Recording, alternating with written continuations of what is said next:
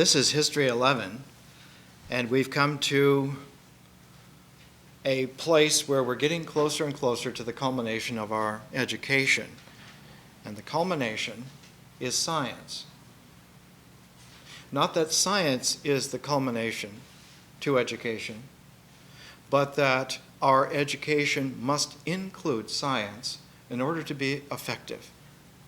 Because science is an objectivization of consciousness on a universal scale. The form, the objective form of science is the cosmos.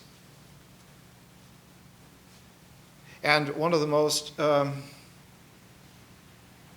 indelible lessons of civilization is that unless you include the cosmos objectively in the conscious cycle, it's almost inevitable that consciousness will regress. And so today's lecture is about the almost inevitability of regression in consciousness unless the ecology of consciousness is cinched into stability by including science, including the cosmos, into our consideration.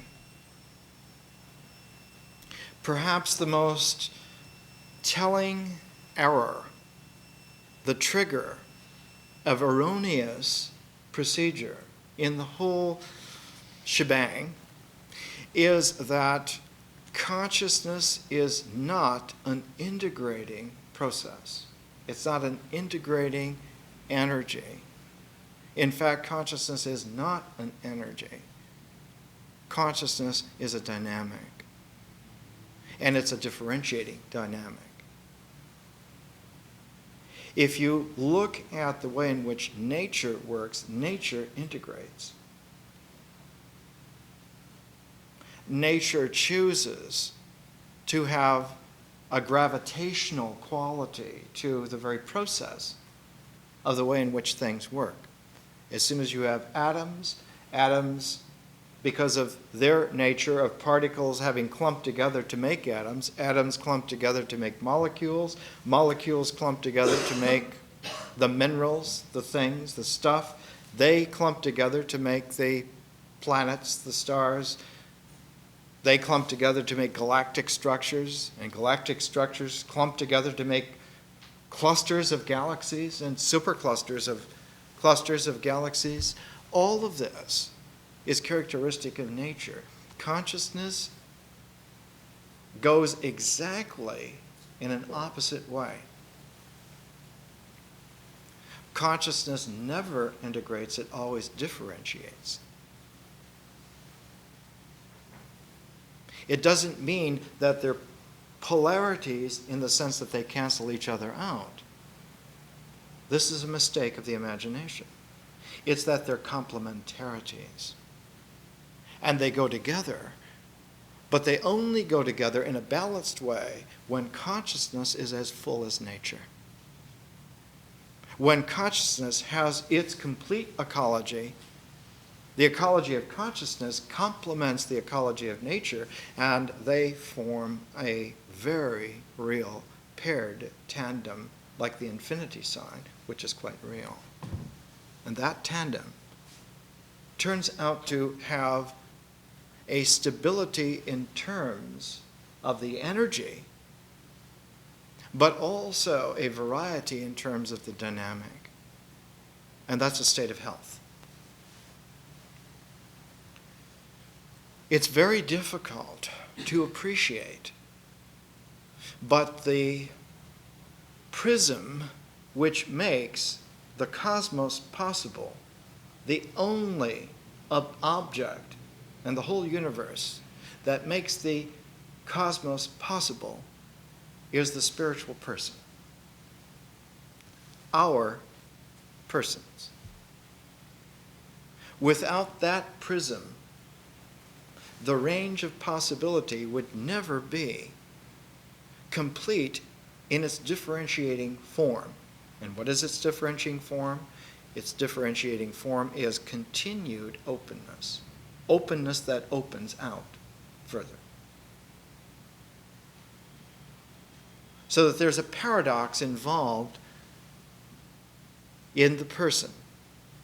The person as a differential form, unlike the idea of a person as an integral form, actually functions by freedom and variation.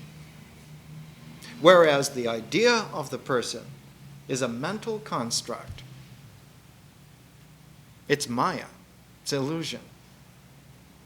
The idea of a person functions by integral definition, which cinches down to an identity which logically can only be stated as a tautology. That is to say, in very simple terms, if your test of something is real is that A equals A, you've already regressed massively and on your way to an ideological position, whether you like it or not or know it or not. The ideological position always results in a state taking precedence over an individual. And we call this, in this country, for the last 300 years, a tyranny. We live in a constant challenge situation now where almost ultimate tyrannies are just around the corner on almost every aspect of our lives. And we have survived so far not because of our courage, not because of our capacities, but because the, quote, bad guys have not yet been able to figure out just how to do this, but they're very close. There is no way to compare tyrannies of the past with tyrannies of the future. With genetic engineering, with nanotechnology, there's almost no chance that an individual being would be able, short of being a universal yogi, to transcend the corralling effect of genetic engineering and nanotechnology.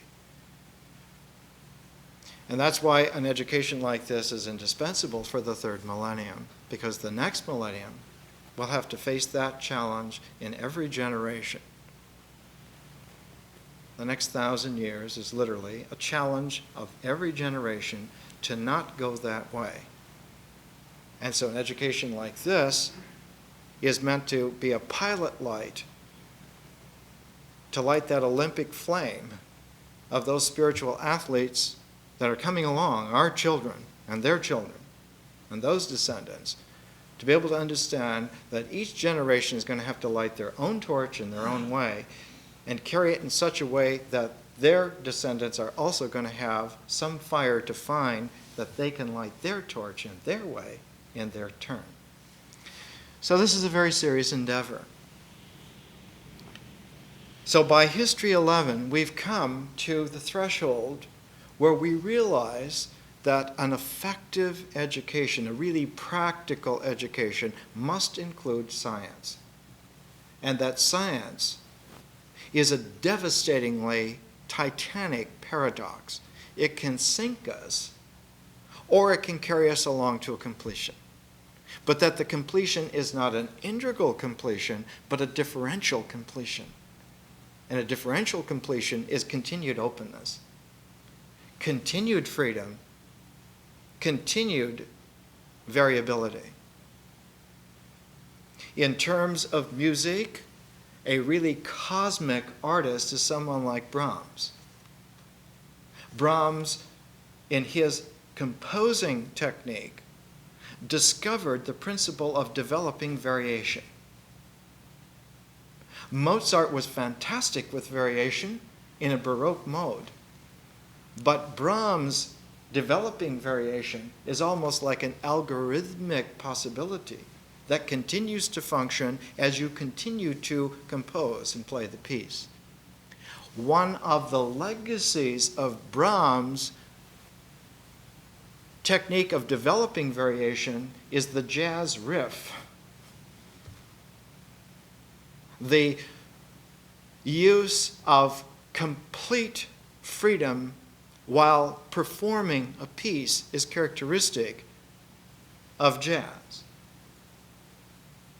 And the jazz riff is an example of a very cosmic artistry, a differential individual who is able to explore unknown possibilities on the spur of the moment spontaneously. So given this, we have a very interesting paradox. Science has to do with spontaneity more than it has to do with bureaucracy. And one of the litmus tests of a danger period is when science is characterized more by bureaucracy than by spontaneity. And as you look around today, the late 1997 world, you can see that we're in a danger zone. The needle is way in the red.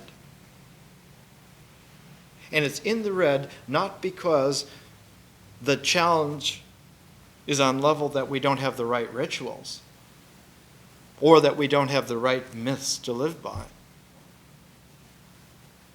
The fulcrum is that our symbols are reductive and magnetically pull us into a regressive mode without us even knowing about it. And this is the danger.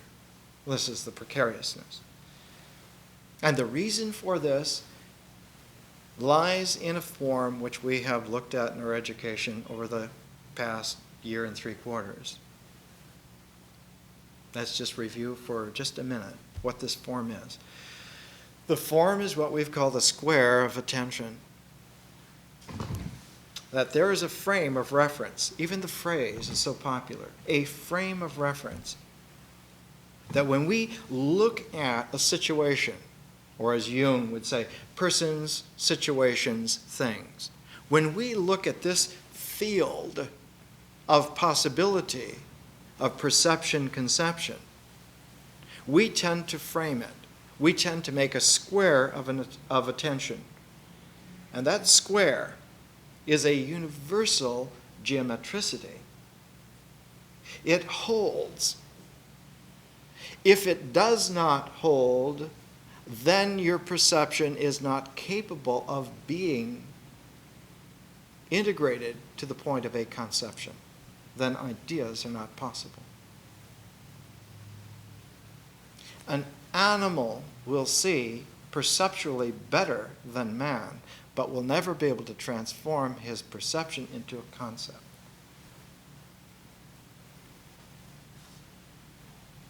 If the regression of a tyrannical state takes charge of human beings, they regress back to this animal-like limitation. One of the most startling of all the revelations of the 1990s is when Eastern Europe was finally freed from 70 years in some places, in other places 50 years, of communist totalitarian rule. It was discovered that whole populations of people simply could not think in terms of freedom and variation. When Germany reclaimed East Germany, it seemed like a fantastic boon. Now, several years later, it's realized that there's a whole generation of about 17 million people that are unable to function on level of differential consciousness. They're used to waiting for someone to tell them what to do.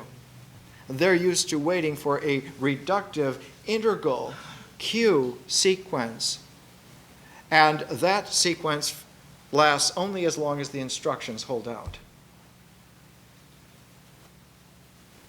Free enterprise in Russia is almost impossible because of the communist state of mind, which was a reductive ideology. In a very peculiar way, the United States also has a reductive ideology that's been in place now for at least 2 generations. And people are losing the capacity to function in terms of freedom and variability. All of these issues come to a crunch, but one cannot name, one cannot point to the focus of that crunch without running into the very peril that one would like to avoid. That is to say, the whole process of naming and of designating, of identifying, is itself co-opted into the regressive problem.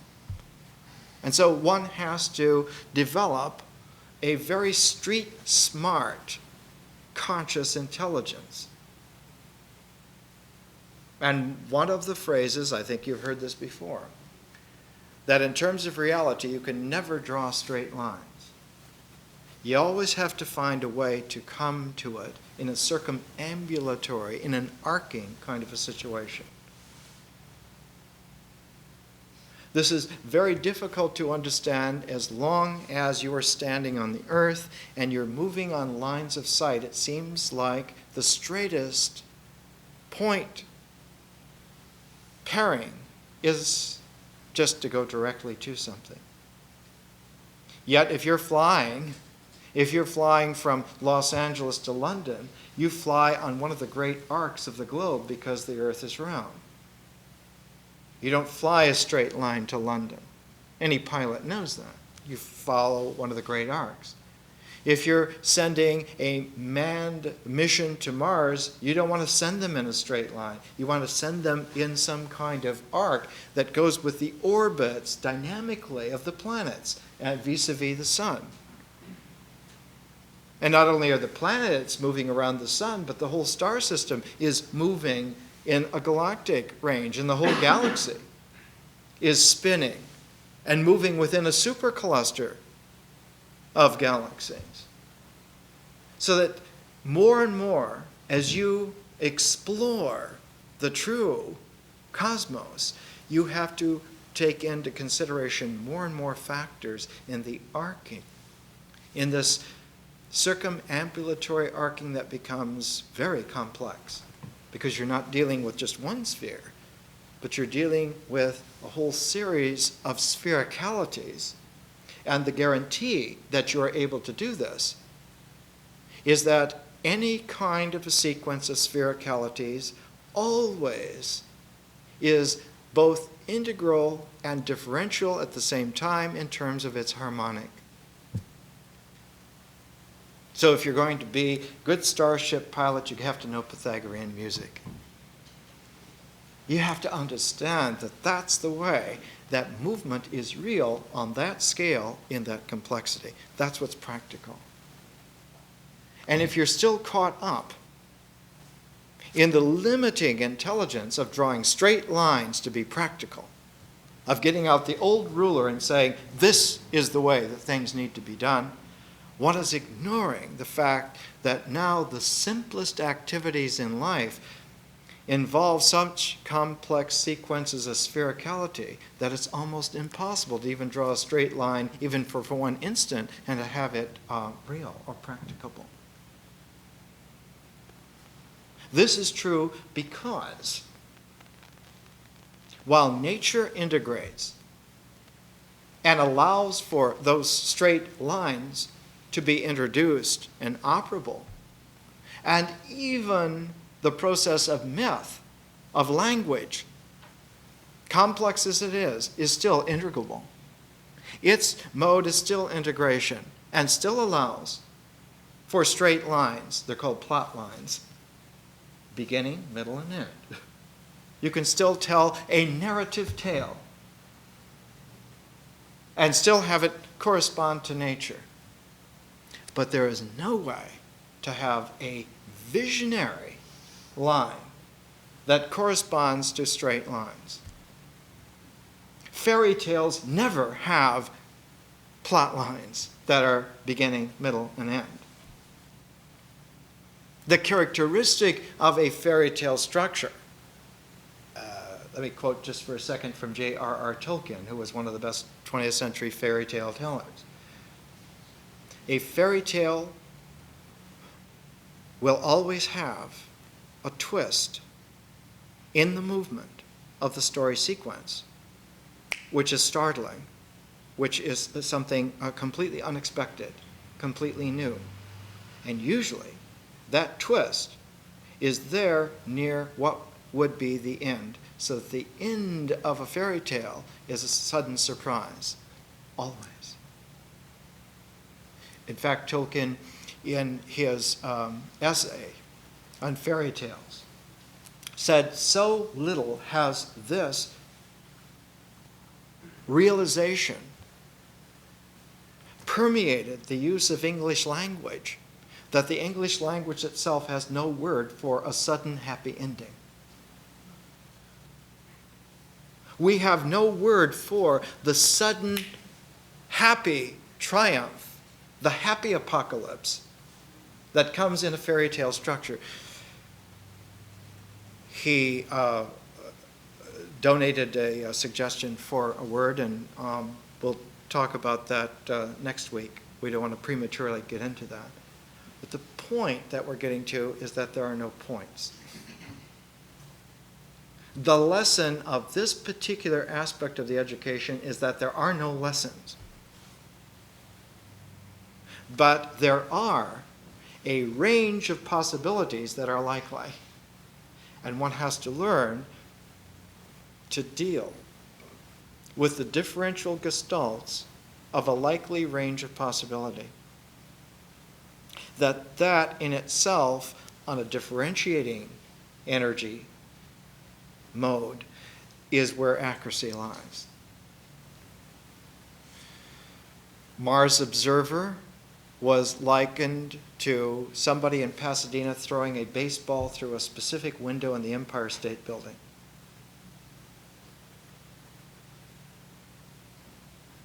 Our capacity now to be exact in terms of interplanetary travel is phenomenal. Our ability to even plumb the entire star system is phenomenal. Those of you who were in Pasadena in 1989 when Voyager went by Neptune heard very clearly the JPL scientists say, when Voyager was launched, we did not have the technical capacity to contact Voyager 2 beyond the orbit of Saturn. We couldn't have received signals, even when it got to Uranus in 1986, much less Neptune in 1989, much less that fabulous position that came in late 1990, where Voyager turned its cameras back on the star system and took a family portrait for the first time. All of the planets and the sun together, because Pluto was within the orbit of Neptune. Voyager 2 was able to take a family photograph of the entire star system and send it back, and we were able to receive it. We had to learn the technical capacity to keep up with our own progress while we were doing it. That was the lesson of Voyager. And that it was an asymptotic development from Apollo. Apollo, sending a man to the moon, was a program that was impossible to do when it was announced. We're going to put a man on the moon in this decade. Why? Because we're not going to be swamped by the backwash of history. We're going to ride the wave in all the way. We're going to get to the beach on the other side. Very zen. But Apollo, no matter how brilliant it was, to be able to carry out a projected future program, which required learning on the way, Voyager was asymptotically better than that. Because it required us to learn how to learn. Not just to carry out a plan and find out how to do that, but how to make up plans that never existed before and learn how to do those. And so by 1990, our species had learned how to learn on an exponential, differential conscious way. And that bought us a ticket to the cosmos. We can go anywhere, not only that we can imagine, but we can go places that we couldn't even imagine now we can go. We have that navigating cosmic capacity. But as soon as Mother Nature senses that her children have a capacity, she expects us to live that fully. And if we don't, she gets, even subconsciously, the idea that we're shirking our own capacity. You're not living up to your own potential. And she starts to nag. It's like we haven't had anybody scuff around on the moon now for a quarter of a century. And Mother Nature on the moon is getting impatient. Where are the children that said they were coming? Oh, they're playing hooky. Oh, yeah? Time to cause some problems for them. Time to stop their allowance. You think you're in school just to play? No mun, no fun.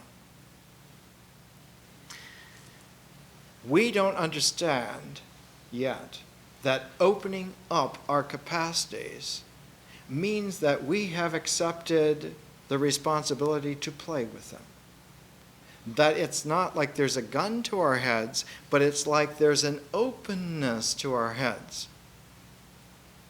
The iconography of the conscious person has always been a kind of a nimbus around the head. Or its reductive Roman iconography of the halo around the head. The halo is actually a closed circle. Whereas the nimbus is not just a circle around the head, but it's a sphere.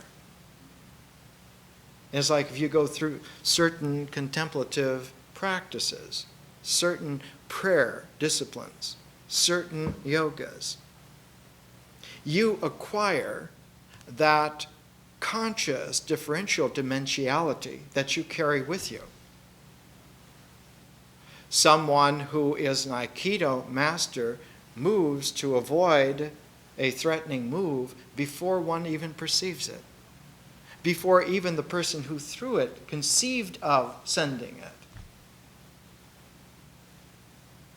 You cannot throw a punch at an Aikido master. You can try all day. You can be as quick as anyone. You cannot do it. It's because this workability, when consciousness is full, it senses itself with nature in its fullness, in an infinity wholeness. I remember being told an archetypally brilliant story, personal story by Manly Hall one time. When he was young, he was such a fantastic, imposing figure, 6'4", 300 pounds, capes, John Barrymore look. And in order to get certain aspects of life right, he would go out into the desert. He'd go out to the Morongo Indians, who didn't care that he looked like Barrymore, who didn't care that he was that big. He was just one of the people who was there. And they taught him how to shoot a bow and arrow. And when he started, because he was such an intellectual, precocious athlete, he would aim at the target and do all the perfect archery things, and they would say, no, we don't shoot that way. You'll starve if you go after game that way. That's nice for target shooting, but not for game, because game are moving, and game are moving in such a way that targets never move. They're moving to elude you. Whereas if you shoot spontaneously from the hip without aiming, with the right synergy of your prey, they will, and the arrow will meet. That's how you live on level of primordiality. You never shoot the game a la some kind of athletic contest. The shooting of it and the arrow and the game are all part of an ecology of the real that allow you to live. And that's why you thank the game that they cooperated with the reality of your privilege to live. And you make sure that your life is valuable because they have given themselves, they have sacrificed themselves for that you may live.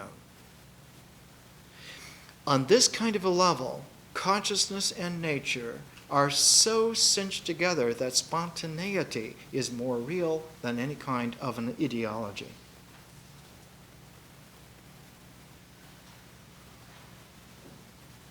So that what happens with a clarity that is unplanned, yet can be understood to be a part of a cosmic design. With the proviso that you never reduce the cosmic design down to an idea. How do you do that? Because you keep a purity on the ritual level. It's the ritual level that gets most polluted by a regressive ideology. Because it's the body that's the first and the last place where objectivity registers. And if the body is kept pure, if the ritual comportment is kept pure, that is to say, without ideological pretense, it always has a responsiveness to nature. And nature has a very intimate connection with science. Because in that infinity sign wholeness, the next phase from science is nature again. So the cosmos and the universe factor into each other perfectly without leaving anything left over. Whereas when an ideology comes back the other way, in a regressive, reductive way, it comes back and cannot touch nature at all. It comes back in an abstracted way and takes umbrage that nature will not be touched. But what a regressive ideological stance can touch is the existence and levels of bodies. So tyrannies always jail the dissonance. We're going to imprison your bodies. We're going to torture your bodies. And if you mumble once, we're going to kill your bodies. But those threats are meaningless vis-a-vis nature. There's not one damn thing they can do. Because the ideology is based upon a square of attention that is abstracted from nature, has no contact with it, doesn't participate in the natural ecology at all. If it did, it wouldn't be what it is. And so ideologies are squares of attention that are abstracted from nature and are forbidden to mature into consciousness. And so they're in a no man's land, literally. They're in a no person's land. And because they're in a no person's land, the blind spot in them all the time is the person. It's not that they hate the person, it's that they don't see the person, and the person is kind of like a flatted out quality that has to be filled with something. It's not that you're seen as opposition, it's that you're in the way in the sense of structurally not counting. So the true comportment of an ideology to a spiritual person is non-acknowledgement. It's not hate at all. They don't hate you. They non-acknowledge you. And anyone who's participated in Bhagavad Gita spirit warrior engagement knows, you know in your bones. They not only see you, they don't care to see you. They cannot see you. They cannot acknowledge you. You're not there, not in an ideological sense, but you're simply not there in a structural sense.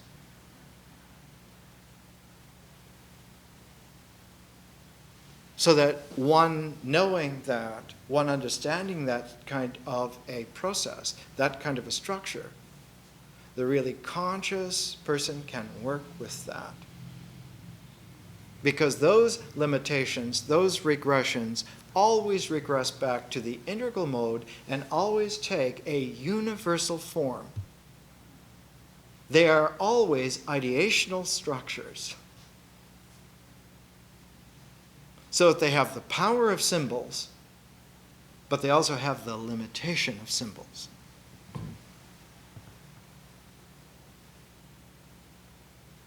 And one can work with that.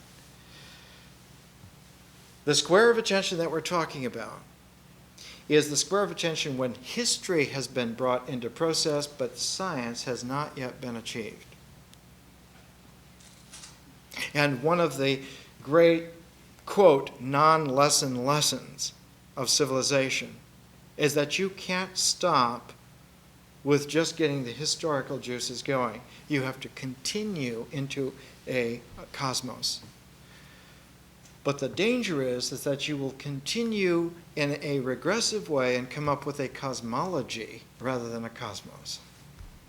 The cosmos is what's real out here as far as you can go. A cosmology is what you conceive is out there in here. And so the danger point is always that you will come to have a taste for a cosmology rather than the cosmos. And it's not as far out, it's not as inconceivable as it sounds. As early as 1946, the great Harvard sociologist David Reisman wrote in the preface to his great volume, The Lonely Crowd, a sociological analysis of the American character. At its moment of great triumph, early 1946, it seemed that the American character was the world savior. Reisman said, "This is a severely diseased, reductive character because it is satisfied with the appearance of freedom rather than freedom itself." As long as all the appearances, as long as all the images say you're free, that's enough. You don't go further and make sure that you're free by being free. As long as they tell you that you've met all the specifications, well, then everything's okay. The appearance of freedom is the family on vacation in Disneyland, taking all the rides. And because you can go and you can afford to take the World of Tomorrow ride with the family in the 1950s, therefore the World of Tomorrow is guaranteed that it's safe. Has it been? As John Wayne says, not likely. The devastating thing is that it will never be safe on that level because it's structurally impossible. Not only will it never be safe, it will never be achievable. So that the suspicion of a, quote, middle class American parlor ideology being harmless and good for everyone is actually a very insidious, almost an invidious kind of error. Not because families aren't nice, not because Disneylands are not nice. That misses the whole point. The whole point is that one has been co-opted into a reductive identity which continues in its ideological way and imposes itself upon the ritual comportment of the body. And as long as the body is able to have new thrills, the body ideologically considers that as free. So as long as there are new rides at Magic Mountain, democracy must be safe. Let's just have bigger and better rides. Let's just have blockbuster films that are bigger and better rides. Let's have something new with more pizzazz and then everything is okay. Isn't it? Well, I'm afraid it isn't. That's a disease. That's an illness that civilizations in particular have. The biggest, best new rides with the gladiatorial shows in Rome. And the ruins of the Colosseum are right there. You can go yourself, you can put yourself in there. Did the roar of those crowds do anything at all to improve life? Not one iota. And the legacy of that has been a terrible burden for men and women for a long, long time. Let's come back to that square of attention, then we're going to take a break.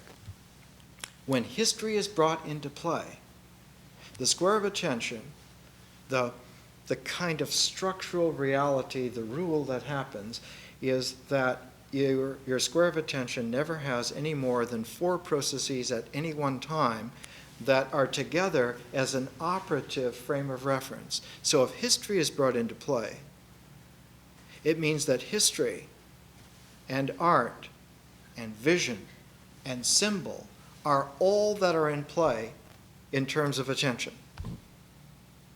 It means that symbols are the baseline, the base side of that square of attention.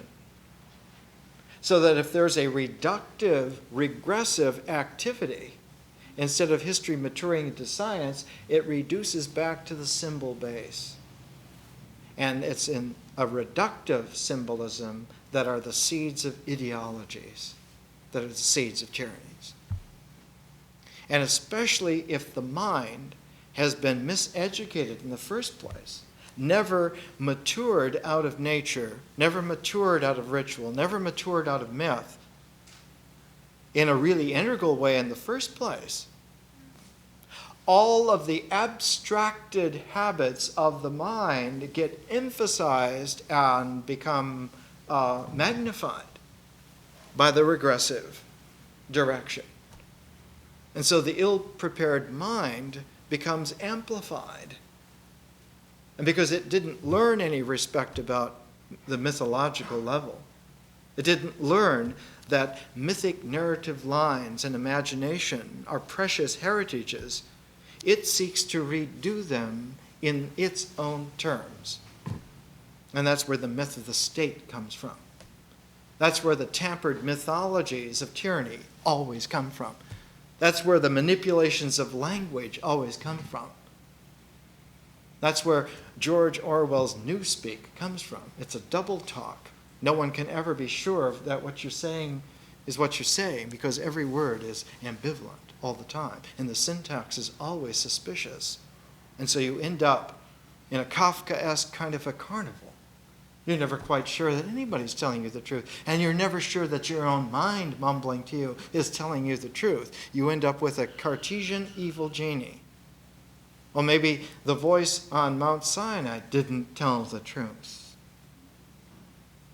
And that reductive oomph, that current, that amplitude of regression cannot be satisfied then with coming back to the mythic level. It has to go someplace where it can register in an objective stability. And the only objective stability in the whole universe that's there is the ritual comportment of the body.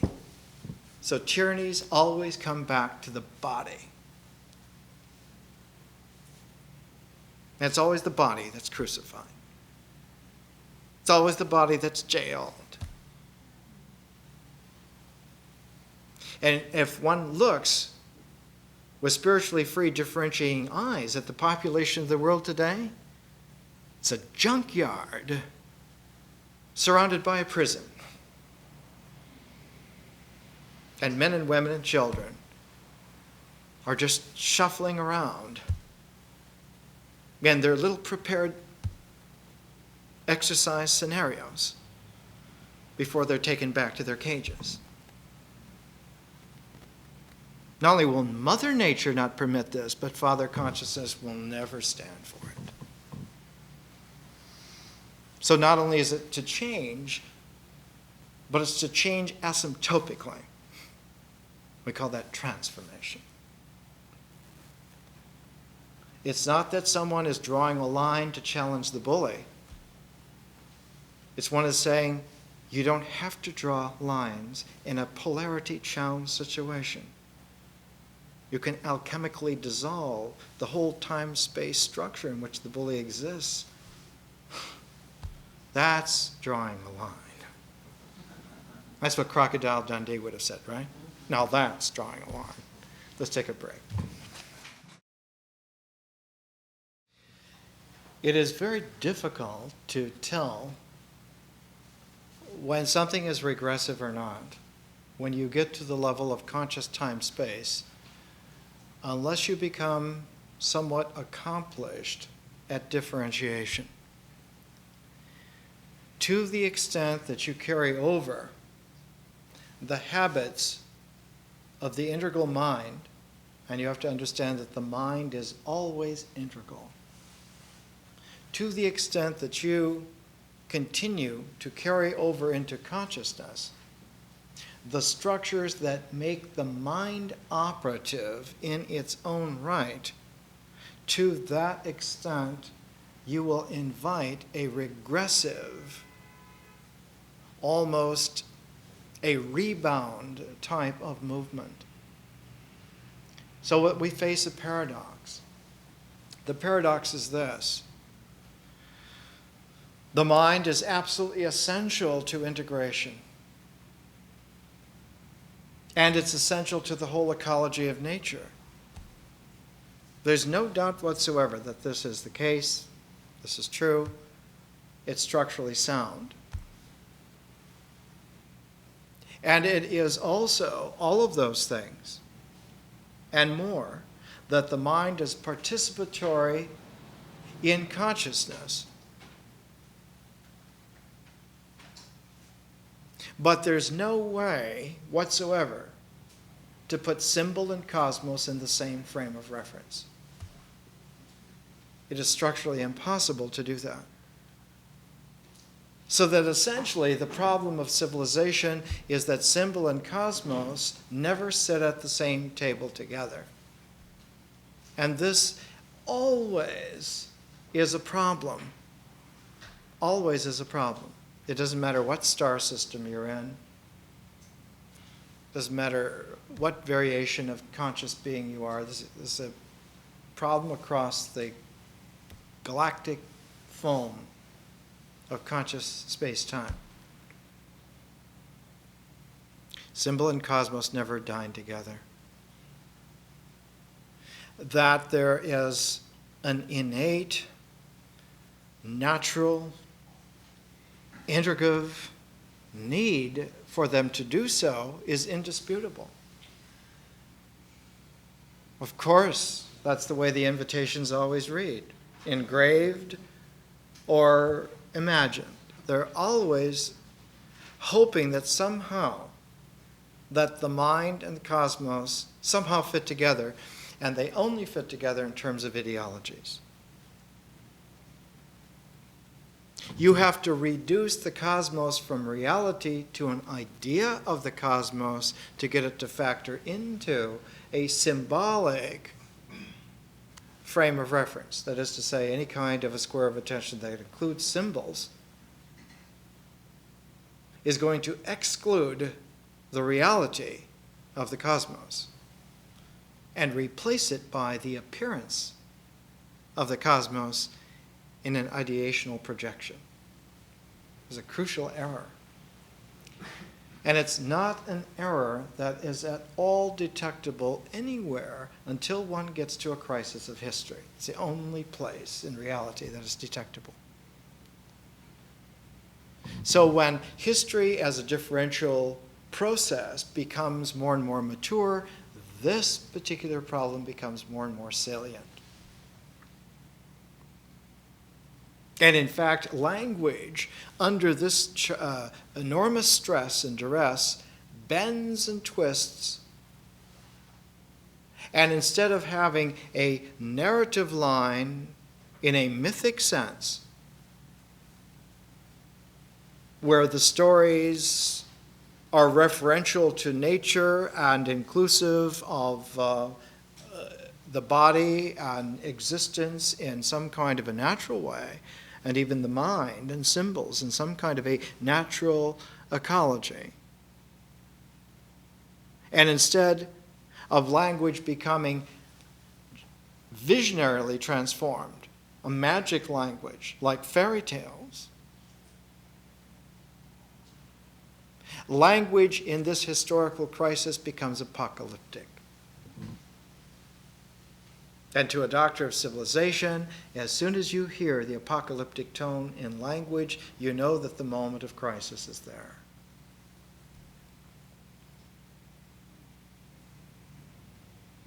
And there's all the difference in the world. There's all the difference in the universe between an apocalyptic language and a mythic language.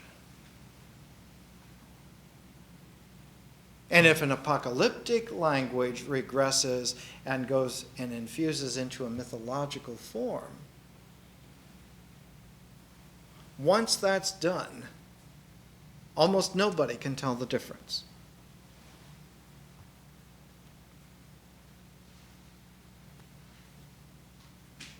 And the difference between an apocalyptically fevered mythology and a mythology is extremely difficult to differentiate. And there's no place on the integral hierarchy, on the integral order of feeling or perception or intelligence, whatever, even insight, there's no way to tell the difference. That's a very serious problem.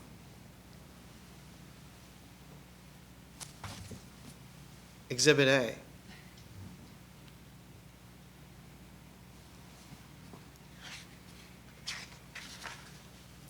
So the book is called Characters and Events of Roman History, from Caesar to Nero.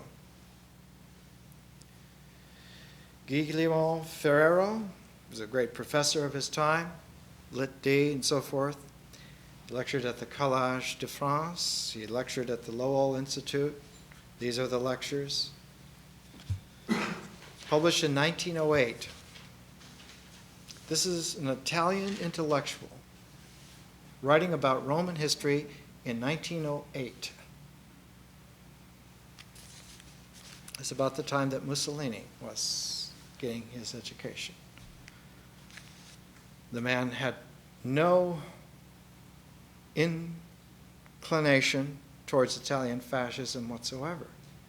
He was a learned, brilliant professor. But it's not enough to be learned and brilliant, because history as a differential process will absolutely swamp you if you're just brilliant and intellectual. You don't have a chance against it. Quotation. Those who have read the 4th volume of his great work, The Greatness and Decline of Rome, may perhaps remember how I have described the conservative and traditionalist movement of the first decade of the government of Augustus Caesar. Frightened by the revolution, men's minds had reverted precipitously to the past.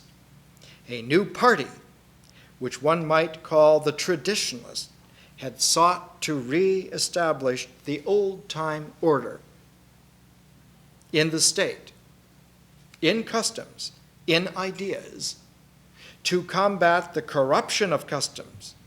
And of this party, Augustus had been the right arm.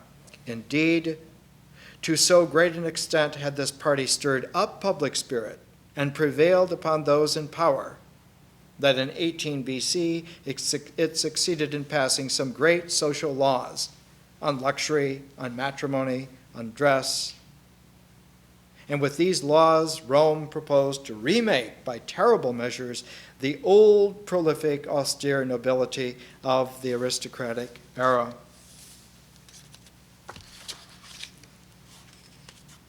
And towards the end, almost at the very end,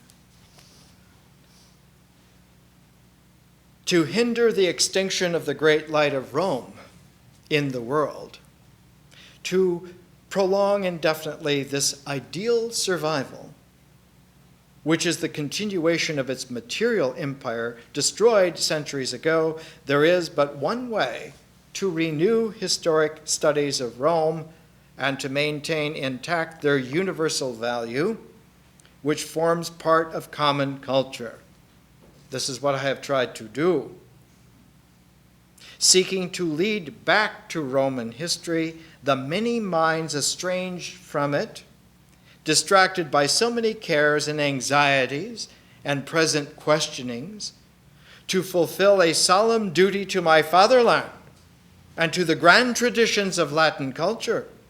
If other histories can grow old, it is indeed true, the more needful, exactly because it serves to educate new generations to reanimate Roman history, incorporating it in the new facts constantly discovered by archaeological effort, infusing it with a larger and stronger philosophic spirit, carrying into it the matured experience of the world, which learns not only by studying, but also by living. Now, in retrospect, that's really a broadcast. Almost no one in 1908 would have been able to hear that. And yet it was just one generation away from Mussolini. One maturation cycle away. And the people who heard that as powerful intellectual talk in 1908 are the people who formed the Italian Fascist Party in the late 20s and 30s.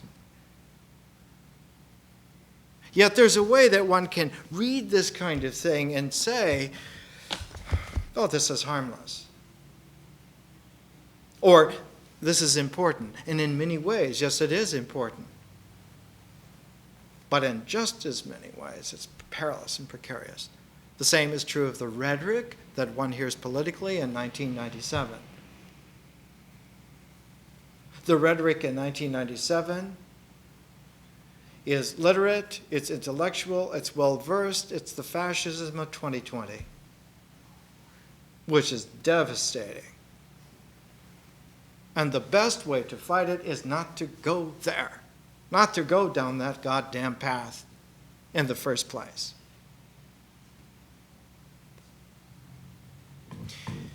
Because the fascism of 2020s leads to a tyranny of the 2030s, which is almost insurmountable for who knows how many hundreds of years.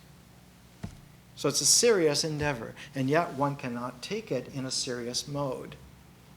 The problem is too serious to be left to the serious. One has to play with it because the differential consciousness maintains its health by play. It's essential to play. I'm wearing a Warner Brothers cartoon tie today. Part of it is that my daughter, who died 4 years ago on this time, worked for Warner Brothers and loved their cartoons and was there as a young director. I'm wearing it in commemoration of her, not in the solemn observance of her murder, but in the happy remembrance of her personality, which loved the gentle, dear adventures of a Bugs Bunny who was able to go into space, that kind of a thing. That kind of a perspective. We have to maintain our ability to play openly with variation in the face of catastrophic apocalyptic threats. My spirit mother, who was in the London of the 1910s, said the one aspect of Aleister Crowley that he could not dominate was humor. That he was a complete sucker for humor. And at which he would laugh and tell jokes, he would dissolve. And all of his metaphysical, manipulative genius just simply crumpled down into a deflated jokester. He had no defense against humor whatsoever. It can translate down to the little fairy tale vignette of wisdom that when you're in the dark, whistle. Whistling a happy tune in the dark changes it completely. Conscious time, space is differential and in no way obeys the laws of integration. In no way whatsoever. The mind in its functioning must be in the integral cycle. The mind cannot play in the differential cycle of consciousness without giving itself over to that. The mind has to surrender to the play of consciousness for it to participate. If the mind does not surrender, eventually the mind has only loaned out this permission and, like some miserly Indian giver, takes it back with interest. And the game is up, the jig is up, the extension of the loan of all of this is up when one comes to that crisis point in the historical process. Because the next wave of exploration, the next resonance of adventure for conscious time-space is truly the unknown. The unknown in terms of space, the future in terms of time, and freedom and variability in terms of consciousness.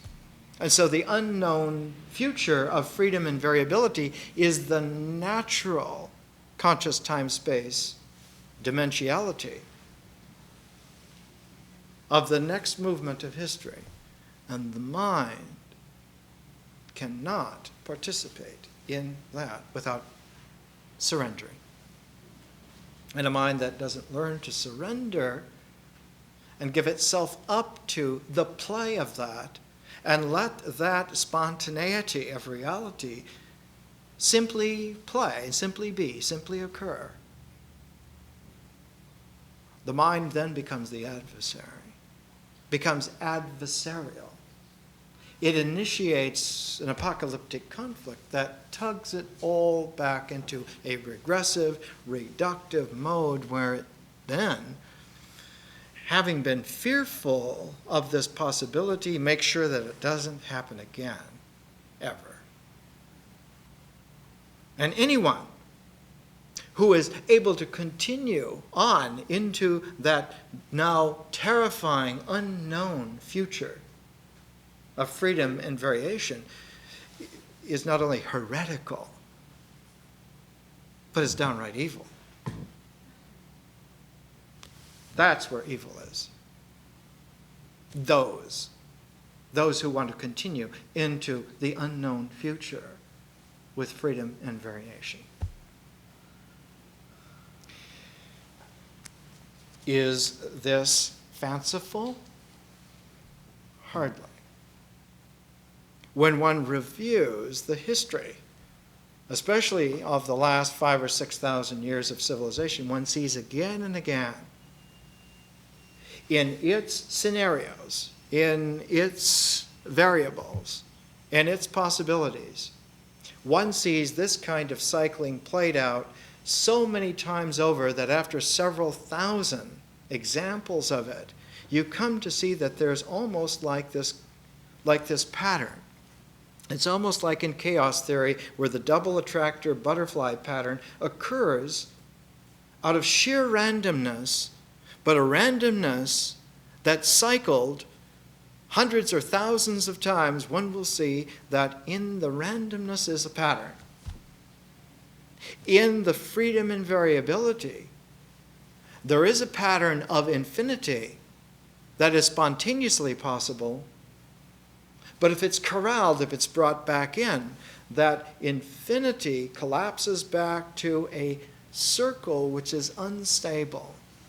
An ideology is a limited circle of unstable quality.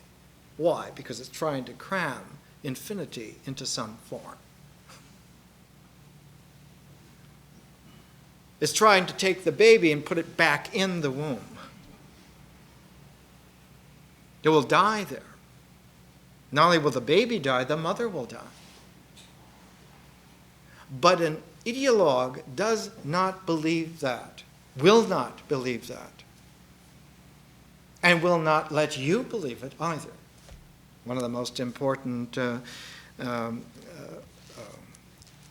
medical Doctor of Civilization diagnoses ever made is Eric Hoffer's The True Believer, his little book that came out in the mid-50s.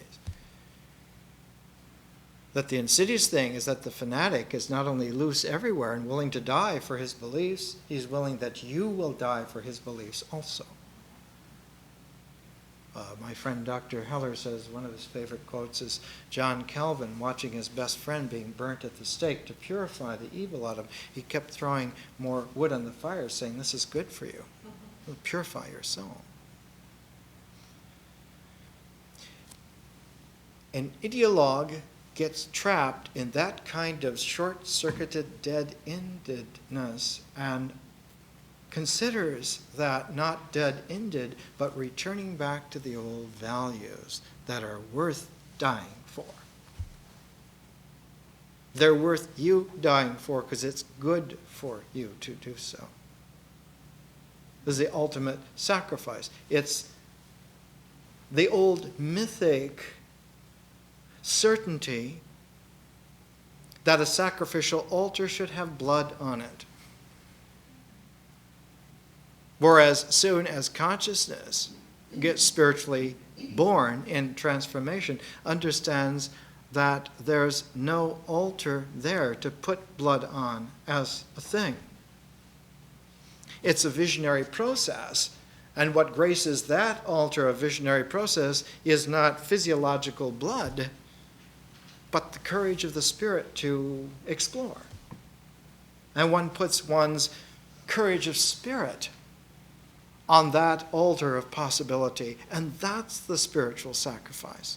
Has nothing whatsoever to do with your blood or someone else's blood or something's blood on some piece of stone. Has nothing to do with that at all. And if it does, you're sick. It's not that you're sick because you have a false belief, but it's more insidious than that. It's that the whole regressive ecology is in place, and its last place of stability is in your body. That's where it comes to rest. And that's why the ideologue becomes so desperately convinced, because they can feel it in their bones that they're right. Because it's in a regressive mode. They don't feel that it's corrupted or dangerous. They feel that it's certain and exact, and they can feel it. And they know it. And they believe, and they know for certainty that you deep down in your bones know it too. And that's why we're going to get to your bones. Because then you'll be convinced. Then you will know it too. Part of the insidiousness of this is that history, when it regresses, when it goes into a regressive mode, becomes politics. The very first indication that the historical process is being falsely gelled is that it becomes a political agenda called a political party.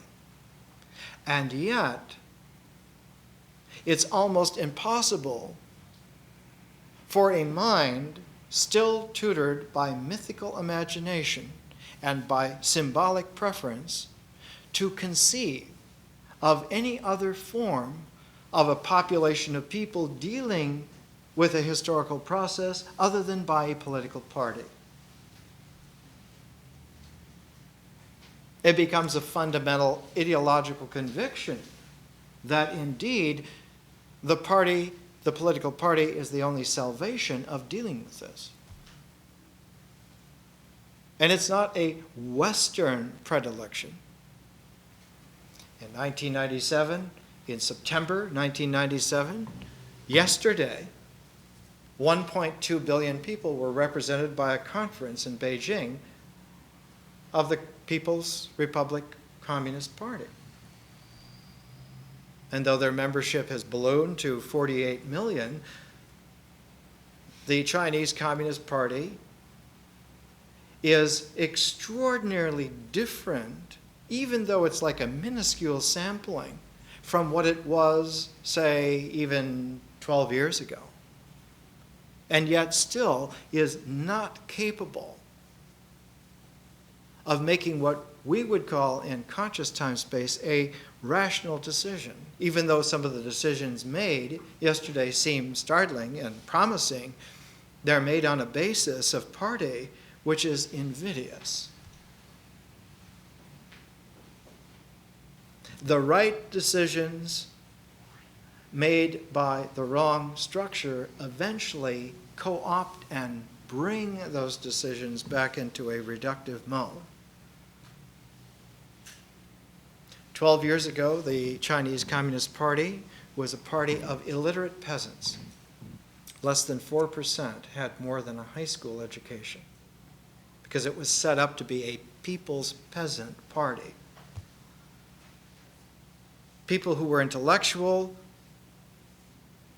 people who got into being able to use ideas on level of historical analysis were always trying to tamper with the party's historical program. Therefore, they were left out of the party. It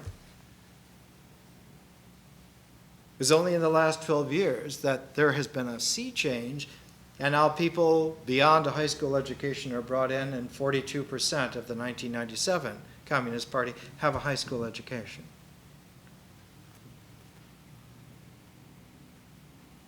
But the Communist Party of China, with 48 million people, is an ideational club.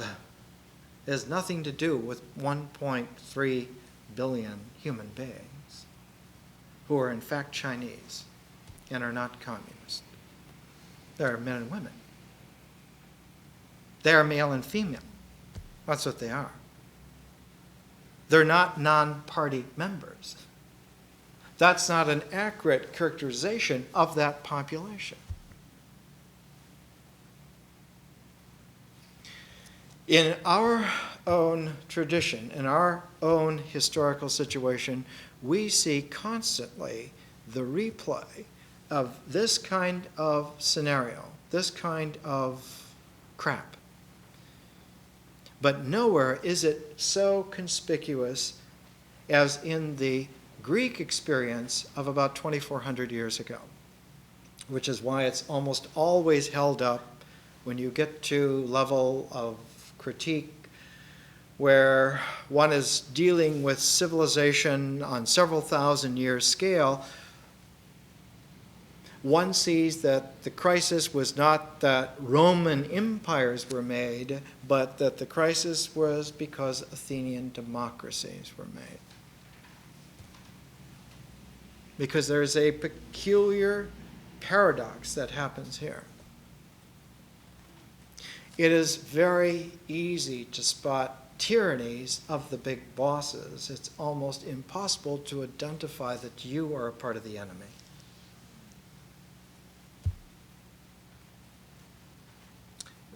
The Dodger announcer, Vin Scully, is constantly quoting Pogo, "We have met the enemy and they are us," and speaking of the Dodgers.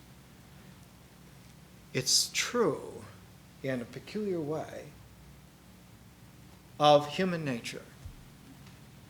The last identification of the enemy that we make is ourselves. It comes as almost a devastating shock, as an ultimate cosmic surprise to look into the mirror and see the bad guy. Because you know you're not the bad guy. Nothing that you intend, nothing that you imagine, nothing that you think is a part of that bad guy scenario. And that it still happens is devastating. That you are still a part of that is a shame beyond even the last resonance of ridicule. And the existential plaintive cry is why? How can this be? How can this happen to me despite everything else? And the fatal flaw in that is that consciousness is not a part of the integral cycle at all. No one ever found themselves by integration. You find yourself by differentiation. A super yogi is a master at integration. What you find is shunyata. You find the singularity of absolute zero, empty. That's what you find. If you carry integration to its ultimate, not its penultimate, which is one, but its ultimate, which is zero, that is discoverable to the extent that discovery itself loses its traction. So that what occurs is that nothing occurs. And not to be able to recognize that just because nothing occurred, to think that that means that nothing happened is fatal flaw of the mind.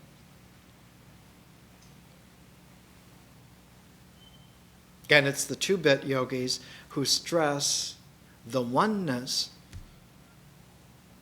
and they're the main culprits. It's the false teachers who stress that one integrates to a cosmic unity and that that's it. They're the main thieves of integrity. They're the main purveyors of deceit. They're the ones. Because the resonance of the harmonics of the spheres of conscious time-space have a zero-base algorithm in order to make them rational. And if you use a one-base algorithm to make them rational, it always, like a miserly Indian giver, pulls them back into the reductive mind in its ideological conviction. And who's there? Who is at the center of that reductive mind? A mythological God image called the ego, who's ostensibly blameless because just trying to get comfortable, just trying to get safe, just trying to get secure. Yeah. When scratched, those kinds of blood well up.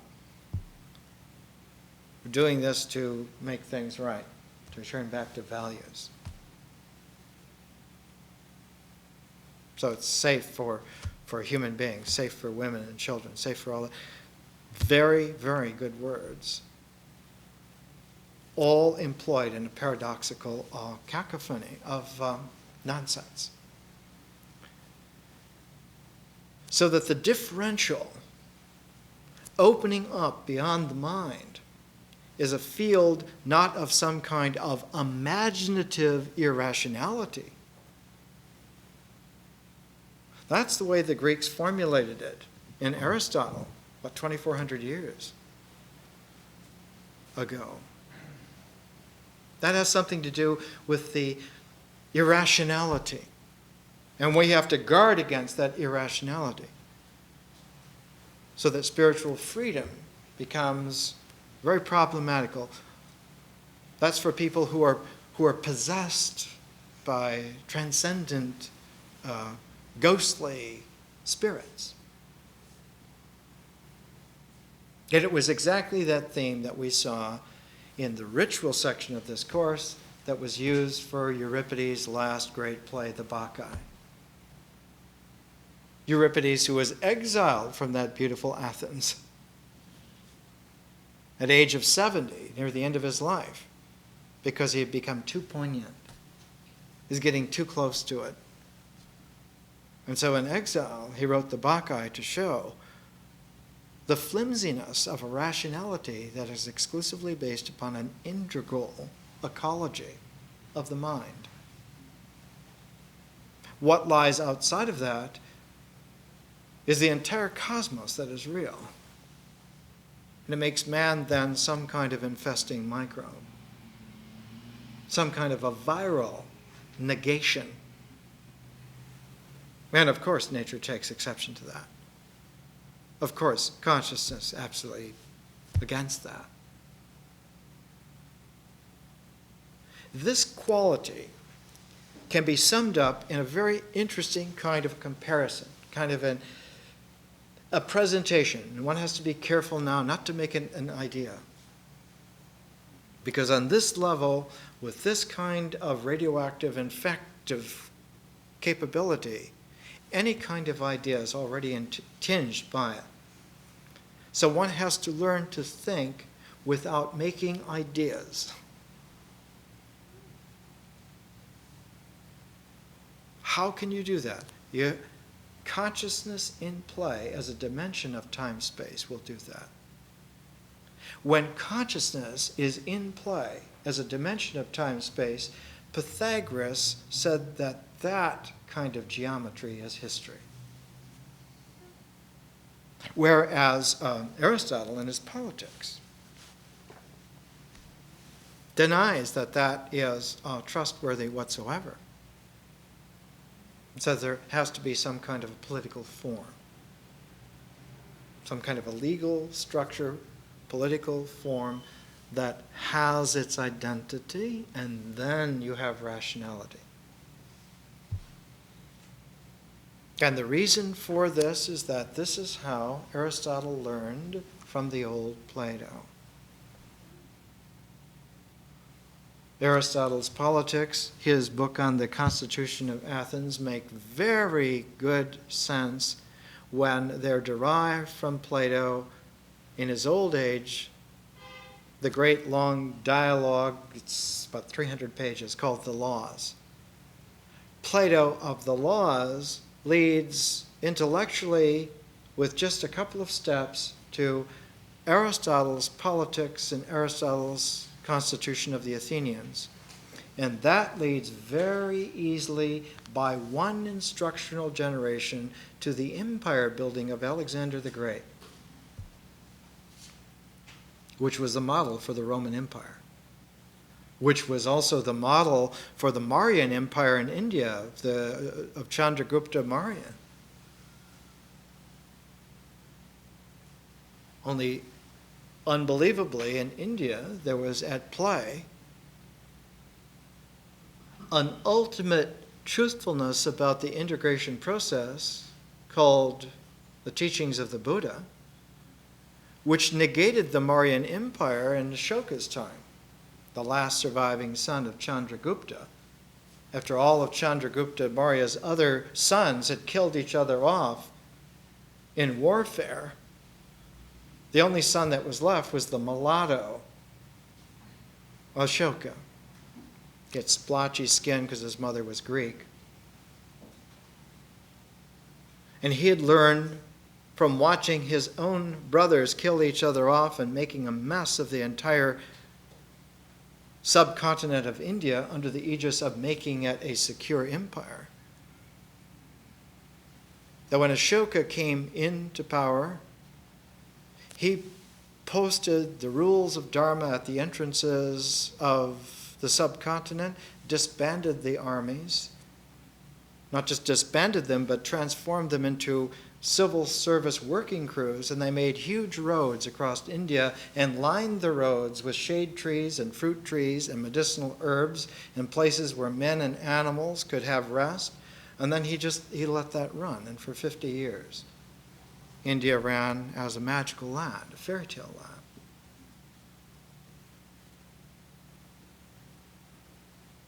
In the West, the competing sons of Alexander the Great were his generals, and the ultimate resolver, the youngest son that finally brought it all together, was not Ashoka, but Augustus Caesar,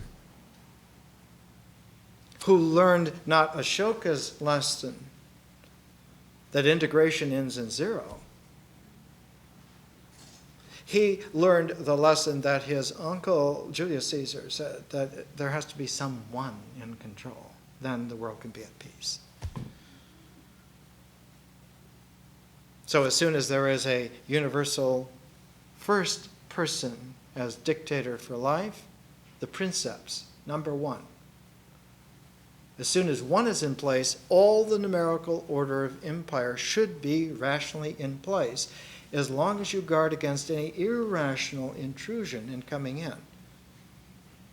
Which is why Augustus commandeered all the prophetic literature in the empire, punishable by death to own any scrap of prophetic literature, because prophetic language was outside of the rational order of the Roman rhetoric of empire.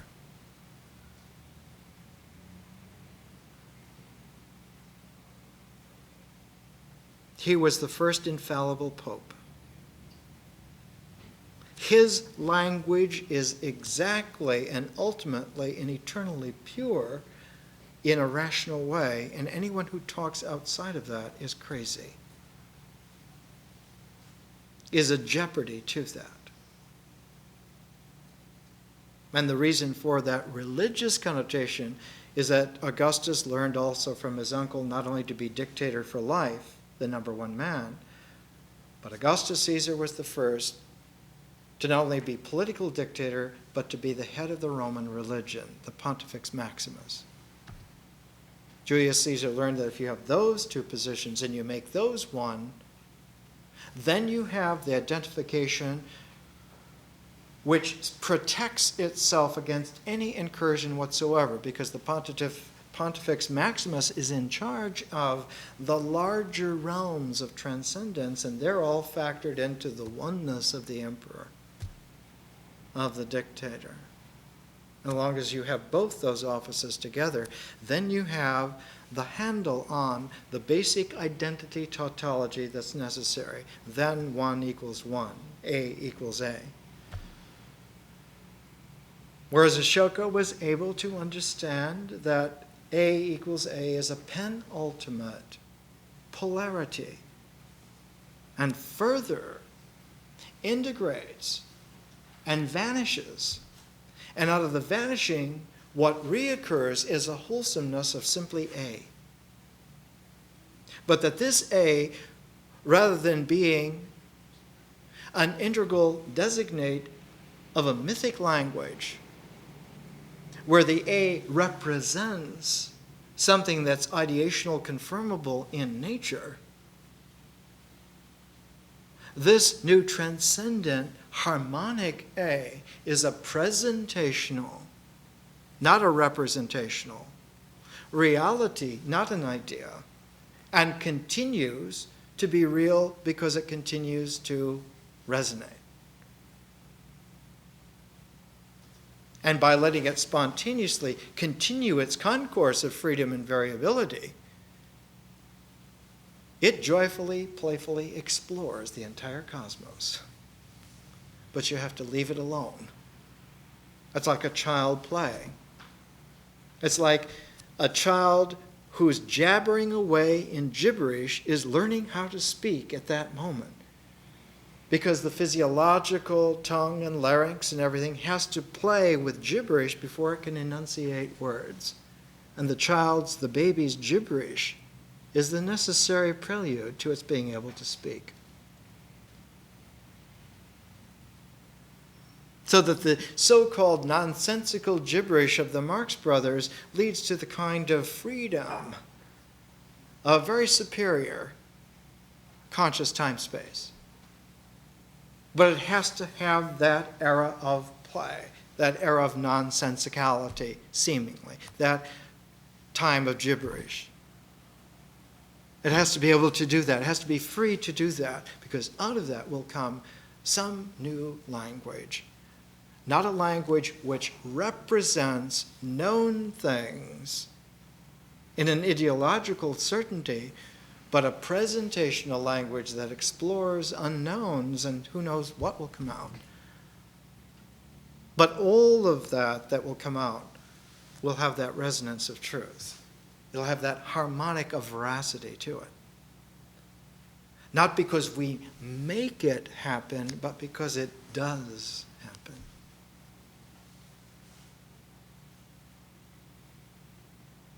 You can look at the hydrogen